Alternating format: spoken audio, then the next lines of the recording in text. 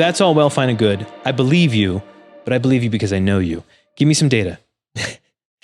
So it helps to highlight some of what we just talked about by looking at a couple studies. The first one was from 2017. Okay. It was the Lift More randomized control trial. Amazing. And before you just assume it's a corny acronym, which it is, it was the lifting intervention for training muscle and osteoporosis rehabilitation trial. Okay, what are the chances that they... I think they just stumbled upon that. You think they wrote that title and then they were like, hey, look, this spells lift more. Yeah, I don't think so. Like, so wow, the stars aligned for this one. Yeah. They had help from AI for sure. Yeah. In 2017, they had early... Ooh, maybe. They had that early release. Early access. Okay. All right. So it's called the Lift More study. Mm-hmm. What did they do? Why is this relevant? So this again looked at high intensity resistance and impact training, looking to see if these specific modalities, again, high intensity resistance and impact training separately, to see if these would improve bone mineral density and physical function in postmenopausal women with osteopenia and osteoporosis. And also looked at sort of again, because this is not a common recommendation for this population, again, given some of the fears and of the frailty and the fractures, et cetera, not a common recommendation. So it also importantly wanted to look at the amount of injury and issues that came of this intervention as well. Okay. So this is literally trying to parse out whether exercise works and whether or not high intensity weight training and impact training actually work and what the risk is for those individuals. Okay. All right. Exactly. Cool. Wow. And just to reiterate, a lot of the research up until this point wasn't resistance training was moving the needle, but not to the extent that you would think. So looking at some of the higher effort, different modalities. There was a hypothesis as to why that might be, and this is them testing that. Exactly. Okay. So they essentially split the groups into two. Okay. The first group was almost what you can think of as like an independent study. So here are some exercises. Here are some things that are still good for you to do them at home, report back that you're actually doing them. Yeah. Walking, lifting very light weights. I think they progressed up to, 3 kilograms per hand, I think I saw, which is very low intensity relative to this other group. So just a we'll just call them the low intensity at home intervention group. Okay. The other group is the group that did what we refer to as the high intensity resistance and impact training. And that specifically was 5 sets of 5 in the intervention period at intensities greater than 80 to 85% of 1 rep max. And so they did deadlifts. Yeah, exactly. They did deadlifts, overhead press, and back squat. So all of which are deadlifts, overhead press, and back squat. Sounds familiar, doesn't it? That does. And I love that. That's fantastic. And 5 reps of 85%. For those of you who are not exercise nerds, that's heavy. It is. And the key, I'm glad that you highlighted that, because the first month of the intervention, they just basically did body weight exercises, low load exercise variants of what they were going to do in the trial, and just really helped teach individuals how to perform these movements efficiently and safely. Yeah. And so it wasn't like they just jumped in day one and just loaded up what they thought was their 1 rep max or 85%. Looks good. Yeah. Which a lot of people do. Yeah. And then that's the sort of stuff that gives... That's how they get injured. Right. So you're saying they started with basic body weight movements that were mimicking these full exercises they would be doing. They eased them into it. They progressively loaded these individuals, which is a very... that's a weight training term. Exercise 101. Yeah, I would say, which is good, which is great. They also they warmed up with 50 to 70% of 1RM, which is another really nice way to help teach different aspects of exercise. So this sounded like it was a really eloquently designed thing, all the way down to the exercise intervention. Now, let's talk about the impact loading that we've alluded to. Again, this is like the plyometric jumping sort of stuff. In this study, what they did is, I'll just sort of read how they framed it. Impact loading was applied via jumping chin-ups with drop landings. Participants were instructed to grasp an overhead bar with their shoulders and elbows flexed at 90 degrees and their hands shoulder width apart with an underhand grip. The participant then jumped as high as possible while simultaneously pulling themselves as high as possible with their arms. At the peak of the jump, the participant dropped to the floor, focusing on landing as heavily as comfortably possible. Each exercise session was performed in small groups with a maximum of 8 participants per instructor who was an exercise scientist and physiotherapist. So, I mean, that's also, when you think about this population, postmenopausal women with osteopenia and osteoporosis, pretty scary stuff by conventional thought. Yeah, absolutely. So, but they're doing this all supervised. Okay. How long did they go through these interventions? So this was an 8-month intervention. Nice, good long study. Which is also great. And also just speaks to, what you actually need as far as a time domain to see what changes are happening at the level of the bone. Right. So they might have, got a little bit stronger. They might have put on a little more muscle in 12 weeks or 16 weeks. But in order to see these meaningful changes in DEXA, let's say, you need, speaking to the remodeling and modeling process of bone, you need something like 8 months or more. Makes sense. Let's just cut to the chase. Yeah. What's the result? I just like to talk about the specific, because again, it's not what they did from a programming standpoint sounds very similar to what we're doing, what we're working on. And, it always helps to reiterate some of that stuff. Not Absolutely. That we would just give somebody 85% of their 1 rep max, which for most people, it doesn't mean anything. Right. Or to me, for any of us, for that matter, for a given exercise. I know we said that they were looking at different bone mineralization, bone density, physical changes.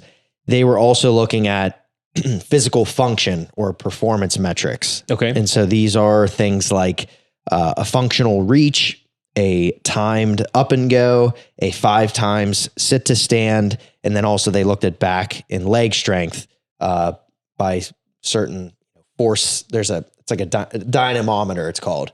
So it's something that just looks at force production and strength. Okay. Also, so somebody who's in OT, occupational therapy or physical therapy, those sorts of functional tests, timed up and go, functional reach, those are generally meaningful, and they'll use those in that context to say, is somebody, what's their very baseline physical capabilities at this stage? Yeah. Maybe after they have a hip injury or not. Yeah. There was one injury reported, one adverse event in this entire study. It sounds so ridiculous. It sounds like Tyler. It was a minor lower back spasm. Hey. And only it hurts really badly, guys. Come on. And so each group had 70 training sessions it worked out to, and only 2 sessions were missed because of this. Wow. And so that's great. Yeah. I mean, that's a huge win, except for Tyler. No. Look.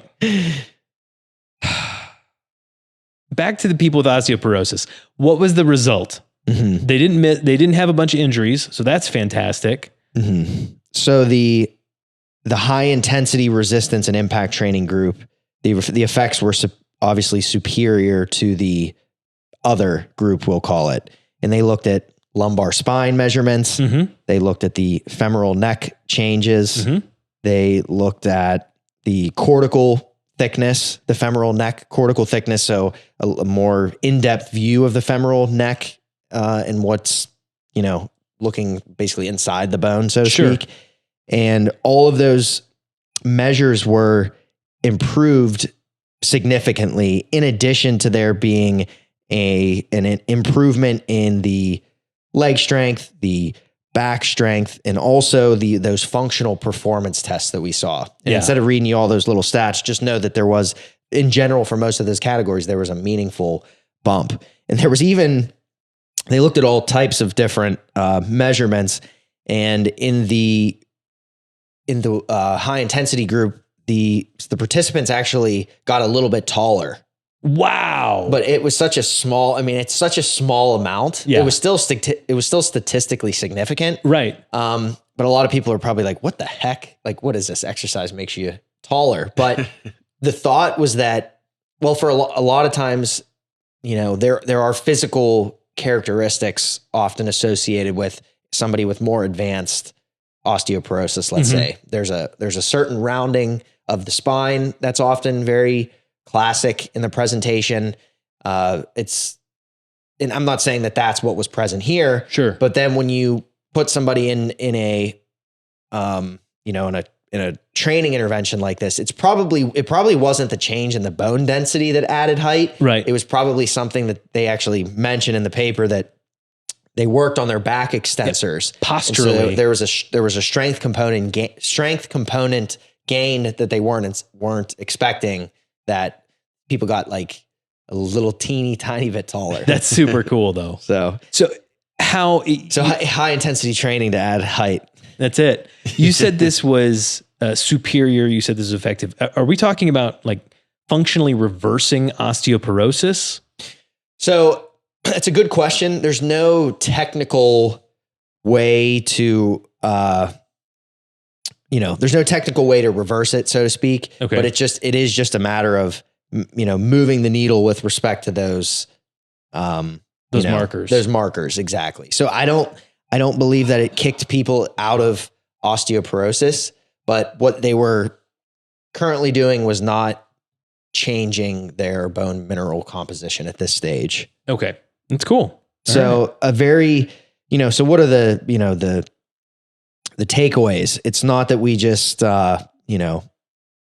start doing higher intensity stuff. That'll certainly do it. Yeah.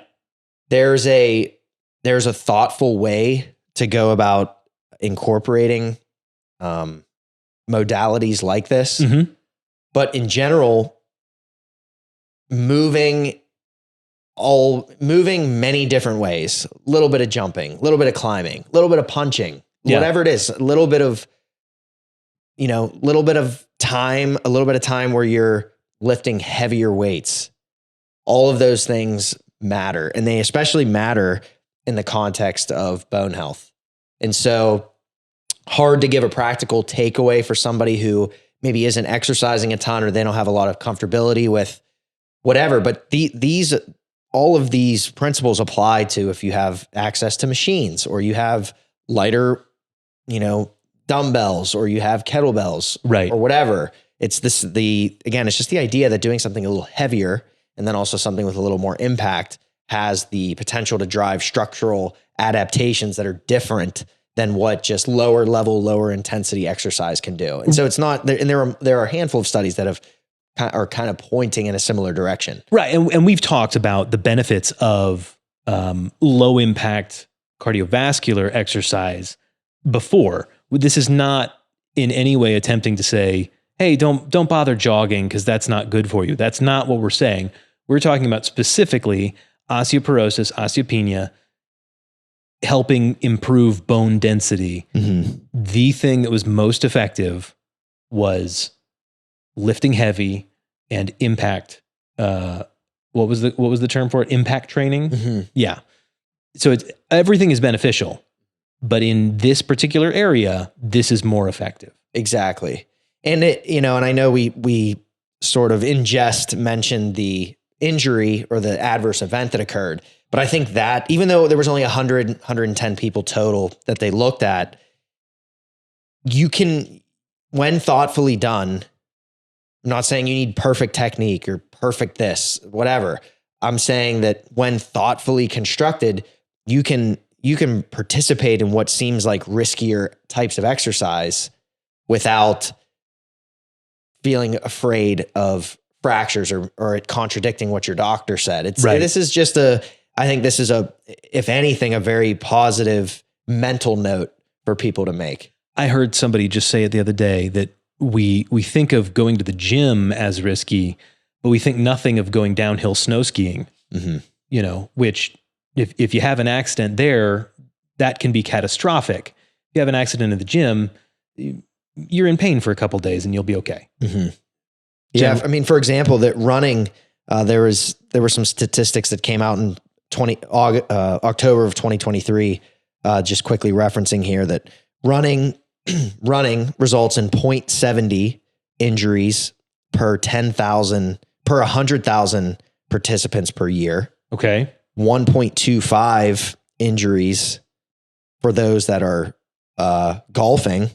Wow. Per 100,000 participants per year. And fitness classes, just 0.1 per 100,000 participants per year. No kidding. And so, you know, this was just a quick reference, but a lot of these sort of statistics, there was some recent discussion around CrossFit injuries, because CrossFit, it always comes across as this highly injurious thing that it looks like you're going to hurt yourself every time. It does.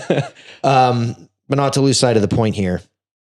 Like you're saying, there are many things that we do every day, things that we let our kids do without batting an eye, that are far more injurious per the numbers than, you know, basic exercise and high intensity impact exercise. Yeah.